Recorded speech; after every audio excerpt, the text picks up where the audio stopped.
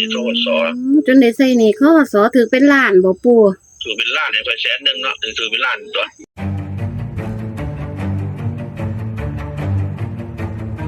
ตายเพราะเราให้ไปเป็นแสนตัวได้หันใส่ที่ทกสจนได้ใส่หนี้ข้อสอถือเป็นล้านบ่ปู่ถือเป็นล้านให้ไป100,000เนาะถือเป็นล้านตัวก็บอกว่า10%น่ะค่ะเอาเดี๋ยวหนูตั้งกราบนมัสการเนาะจ้ะปู่อันเจริญพรจังไดก่อนสวดกระดาษเอาเข้าได้เป็นล้านพุ่นบ่ปู่เป็นสวดอยู่แถวนั่นแหละก็เจ้าถือกันเบิดบ้านคนตัวโอ้มาถือคักแท้เลขอีหยังล่ะปู่สวดใส่กระดาษได้เจ้าเห็นว่าที่คนไทยส่งไล่เจ้าเมืองอันบ่ทันได้เบิ่งอยู่ค่ะ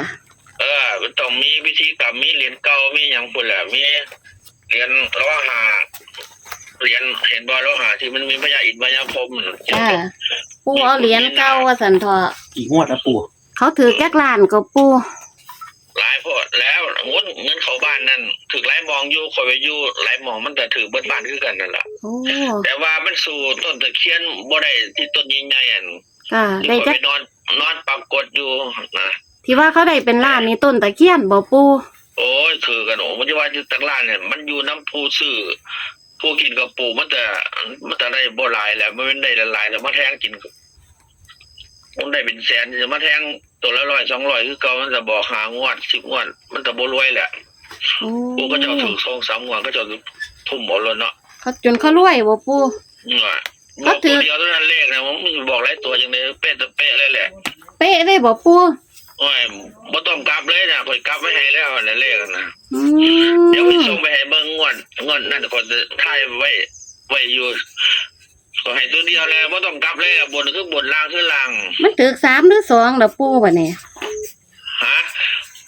ถึก3ตัวหรือ2ตัวแต่เก่า3ตัวไอ้งวดที่ก่อนเขาพรรษาอย่าให้3 2 4น่ะเดี๋ยวคือไล่เจ้าเมืองเจ้าเวทว่ะจ้าไล่ฟังในปู่3 2 4น่ะที่มันออกก่อนเขาพรรษาน่ะเขาให้ค่ะเจ้ามาเป็นเจ้าภาพเจ้าภาพแล้วบ่เอาแล้ววันนี้บ่มีสัจจะมันบ่ได้เขาเสียสัจจะแล้วค่อยสวดนี่ค่อยบ่ครั้งมันบ่เกี่ยวก็น่ะเฮ็ดแล้วต้องบ่เฮ็ดตามหั่นนะบ่ซื้อหั่นนะถูกแล้วต้องมาสร้างบอกได้เดี๋ยวนี้เลขเขา3ตัวเขาว่าบ่ได้ซื้อเอาบ่ได้ซื้อโทรมาเฮ็ดหยังว่ามาเฮ็ดให้เป็นเจ้าภาพเฮ็ดหยังโอ้ถูก3ตัวตรงๆบ่ปู่มันถูกตรงบ่ตรงมาแล้วมึง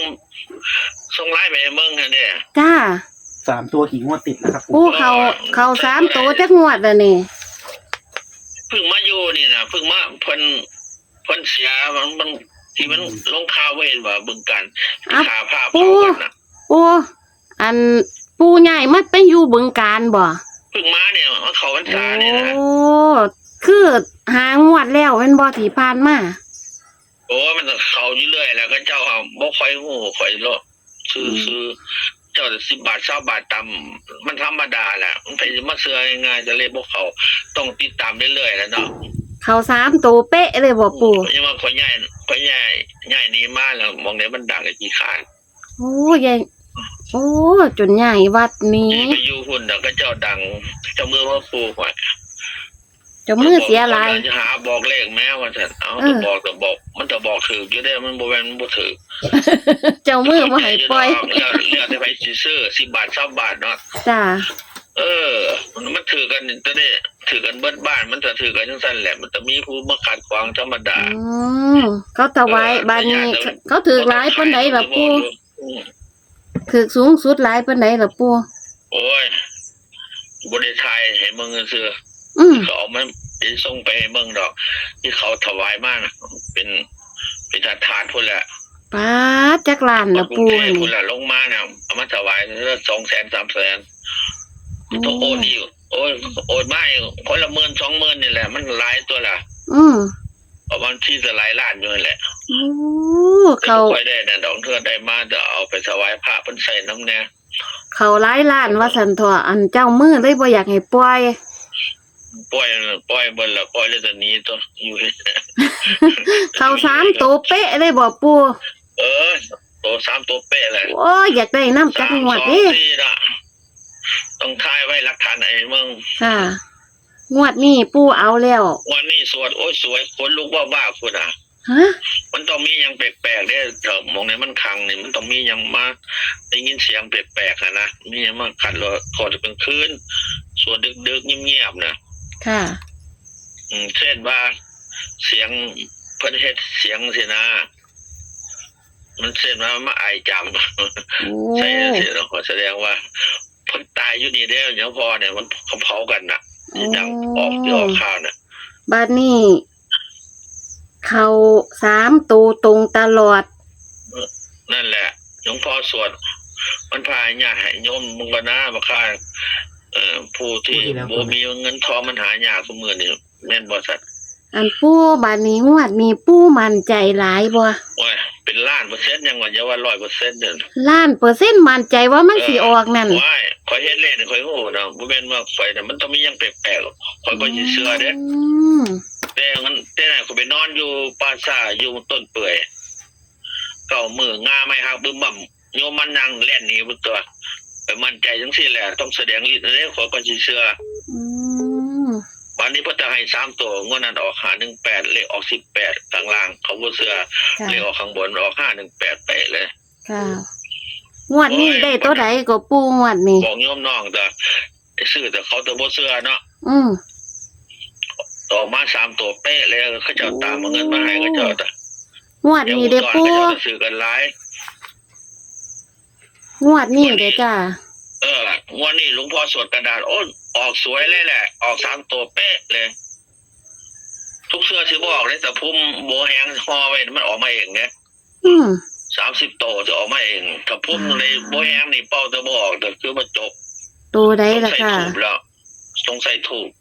เพราะถูกมันมีเลขอยู่แล้วถูกหันมันบ่อัศจรรย์ อื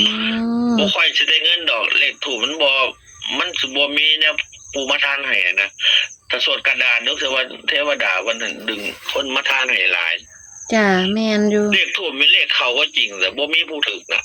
มันอัศจรรย์อยู่เด้ อืม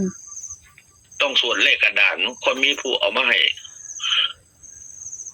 มันจะแปลกลึกลับอยู่เด้ วันนี้ จะสื่อสารอยู่หั่นล่ะแต่บ่มีผู้ซื้อนี่นะ งวดนี้เด้อปูตัวใดบาดนี้แขนทางเดียวเลยปู ทางเดียวตัวเปิดหลวงพ่อกำให้แล้ว มันออกกันตัวเปิด093ตัวเปิด แต่ว่าเอาตัวท้ายมาใส่หลักร้อยเป็น309เน้นตัวนี้ ตัวเดียว ตัวเดียว ตัวเดียวว่าต้องกลับเลย ซื้อไปเลยเนี่ยบางทีตัวบ่แน่ตัวนี้ เพราะว่ามันภูมิแต่ละหม่องเลยมันต้องสัมผัสไปเรื่อยๆติดๆก็สิเชื่อก ลับหัวไว้นำเนาะปู บ่ต้องกลับหัวแต่ว่าเลขอยู่นี่มันตรงอยู่แล้ว อืม แต่ว่ามันจะให้ตรงหรือว่าตัวข่อยกลับเท่านั้นแหละ อืม แต่ข่อย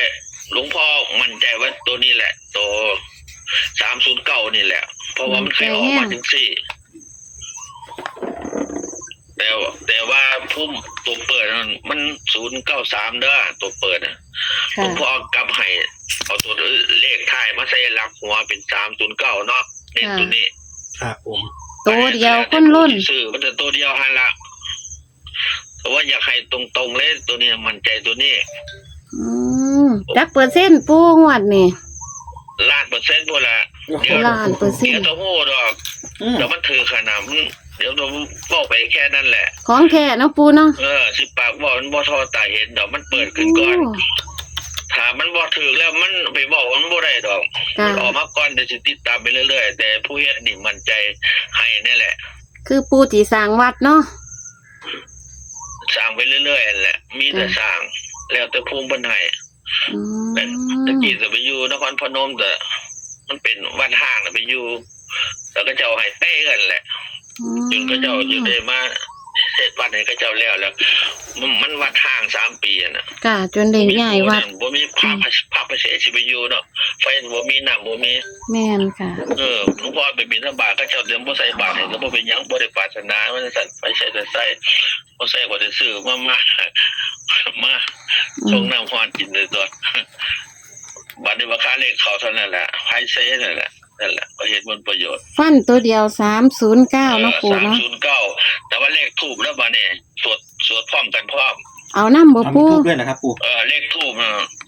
26ตัวเดียว อืม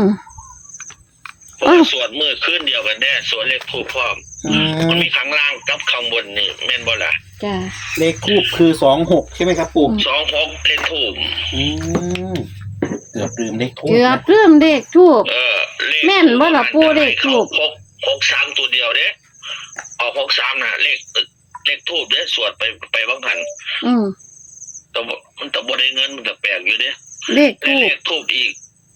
สวดกวนกับมันศาสตร์324น่ะเลขทูบเด้ เขาคือกัน ส่งไปให้มึงในไลน์แต่มึงเป็นหยังน่ะ จ้ะ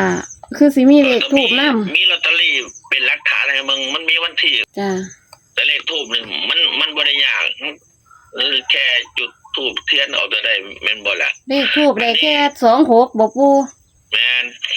วันนี้หลวงพ่อก็เลยสวดประกบกัน เพราะว่ามันต้องเอาใส่ของกระดาษแล้วมั้งเพราะว่ามันยังบ่ได้โป่งขายแม่นบ่ล่ะ จ้ะ เอาทูบสวดต่อเลย